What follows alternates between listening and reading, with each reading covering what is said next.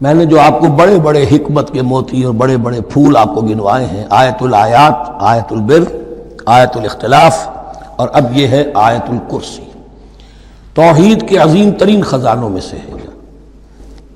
یہ سیدۃ آیات القرآن، حضور نے فرمایا یہ تمام آیات قرآنی کی سردار ہے۔ جس طریقے سے آیت بر اور سورۃ العصر میں ایک نسبت ہے کہ ہدایت اور نجات کی شرائط ساری کی ساری ایک چھوٹی سی صورت میں اللہ نے جمع کر دی، والعصر ان الانسان لفی خسر الا الذین آمنوا وعملوا الصالحات وتواصوا بالحق وتواصوا بالصبر، لیکن اس کی تفصیل ایک آیت میں آئی، وہ آیت البر ہے۔ چنانچہ جو منتخب نصاب ہم نے مرتب کیا ہے دعوت قرآن کے لیے، میں پہلا درس سورۃ العصر کا ہے اور دوسرا درس آیت البر کا ہے۔ جو نسبت سورۃ العصر میں ہے کہ وہ سورت ہے، یہ آیت ہے، لیکن اس آیت میں کئی صورتیں نکل سکتی ہیں حجم کے اعتبار سے سورۃ العصر کے برابر۔ یہی نسبت ہے سورہ اخلاص میں، 4 آیتیں، توحید کا عظیم ترین خزانہ، اور یہ آیت الکرسی، یہ آیت ہے۔ سورہ اخلاص اس میں 4 بن جائیں گی حجم کے اعتبار سے، لیکن اسے حضور نے ثلث قرآن قرار دیا ہے۔ توحید کے موضوع پر جامع ترین سورۃ الاخلاص، لیکن توحید اور خاص طور پر توحید فی الصفات کے موضوع پر عظیم ترین آیت یہ آیت الکرسی ہے۔ اللہ لا الہ الا ہو، اللہ وہ معبود برحق ہے جس کے سوا کوئی الہ نہیں، بڑا کیٹیگوریکل۔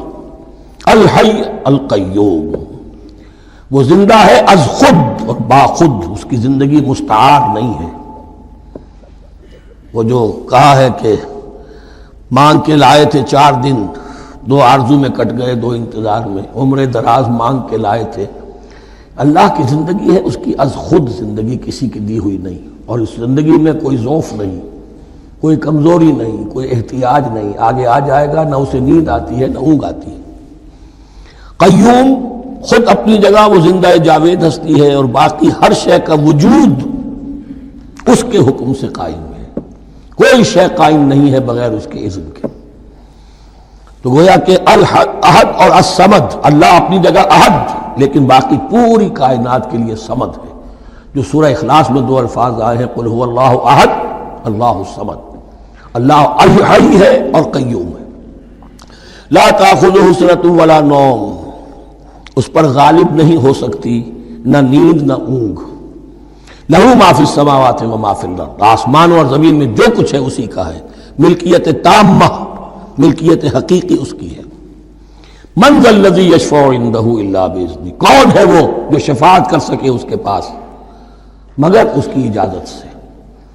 اب یہ مقام آیا ہے سورہ بقرہ میں پہلی مرتبہ، 3 مرتبہ کیٹیگوریکل ڈینائل کے بعد، کوئی شفاعت نہیں، کوئی شفاعت نہیں، کوئی شفاعت نہیں۔ یہاں بھی جو انداز ہے بہت ہی جلالی انداز ہے، منظر نظی، کس کی یہ حیثیت ہے، کس کا یہ مقام ہے، کس کو یہ زور حاصل ہے کہ وہ اپنے اختیار کے بل پر، جو اپنی حیثیت کی بنیاد پر شفاعت کر سکے؟ ہاں، جس کے لیے اللہ اجازت دے دے۔ استثناء کے ساتھ شفاعت کا یہاں پر پہلی مرتبہ آیا، ورنہ سورہ بقرہ کے 6 رکوع کی دوسری آیت، واتقوا یوما لا تجزی نفس عن نفس شیئا ولا یقبل منها شفاعة ولا یؤخذ منها عدل ولا هم ينصرون۔ 15 رکوع کی دوسری آیت، واتقوا یوما لا تجزی نفس عن نفس شیئا ولا یقبل منها عدل ولا تنفعها شفاعة ولا هم ينصرون۔ اور اب اس سے پہلے کی آیت میں آ چکا ہے ولا شفاعة، کوئی شفاعت مفید نہیں ہوگی، لیکن یہ کہ اس میں ایک استثناء ہے۔ اب یہ ذرا باریک مسئلہ ہے کہ شفاعت حقہ کیا ہے، شفاعت باطلہ کیا ہے، تو دورہ ترجمہ قرآن میں اتنی تفاصیل کے ساتھ بحث نہیں کی جا سکتی، وہ ایک علیحدہ موضوع ہے۔ حال ہی میں نے اس پر اپنے درس ریکارڈ کرا دیے ہیں۔ یعلم ما بین ایدیہم وما خلفہم، وہ جانتا ہے جو کچھ ان کے سامنے اور جو اس کو پیچھے ہے۔ عام طور پر دنیا میں ہم سفارش کرتے ہیں تو کہتے ہیں کہ بھئی میں جانتا ہوں اس شخص کو بہتر، اصل میں جیسا کچھ یہ نظر آتا ہے ویسا نہیں ہے، یا جیسا کچھ فیکٹس آن دی فائل آ گئے ہیں وہ بڑے ہی ڈیسیونگ ہے، اصل حقائق کچھ اور ہیں اس کیس کے، وہ میں آپ کو بتاتا ہوں۔ یہ بات اللہ کے سامنے کون کہہ سکتا ہے، جبکہ اللہ تو جانتا ہے جو کچھ ان کے سامنے اور جو کچھ ان کے پیچھے ہے، اور ان کا حال یہ وَلَا يُحِيطُونَ بِشَيْءٍ مِّنْ عِلْمِهِ إِلَّا بِمَا شَاءَ، اور وہ احاطہ کر ہی نہیں سکتے اللہ کے علم سے کسی شے کا سوائے اس کے جو اللہ چاہے۔ باقی ہر ایک کے پاس علم جو ہے اللہ کا عطائی علم ہے، دیا ہوا علم ہے، محدود علم ہے، بڑے سے بڑا رسول ہو، بڑے سے بڑا ولی ہو، بڑے سے بڑا فرشتہ ہو۔ لا علم لنا الا ما علمتنا، ہم پڑھائیں چوتھے رکوع میں، تو کون کہہ سکتا ہے؟ من ذا الذی یشفع عنده الا باذنہ یعلم ما بین ایدیہم وما خلفہم ولا یحیطون بشیء من علمہ الا بما شاء وسع کرسیہ السماوات والارض۔ اس کی کرسی تمام آسمانوں اور زمین کو محیط ہے۔ اب کرسی کے دو مفہوم یہاں ہو سکتے ہیں، ایک تو یہ کہ اس سے جو معنی مراد ہے یعنی اس کا اقتدار، اس کی قدرت، اس کا جبر، اس کا اختیار، یہ اتھارٹی پوری کائنات کو۔ ایک یہ بھی ہو سکتا ہے کہ اللہ تعالیٰ کے لیے ہم نہیں جان سکتے، یہ آیات متشابہات میں سے ہے کہ کوئی شے بھی ہو واقعتاً جس کو ہم اسے کرسی کہہ سکیں۔ عرش، کرسی، ان سب کے بارے میں یہ دونوں باتیں ذہن میں رکھیے۔ یہ بھی ہو سکتا ہے کہ ان کی کوئی مجسم حقیقت ہو جو ہمارے ذہن سے، ہمارے تخیل سے ماورا ہے، اور یہ بھی ہو سکتا ہے اس سے استعارہ مراد ہو۔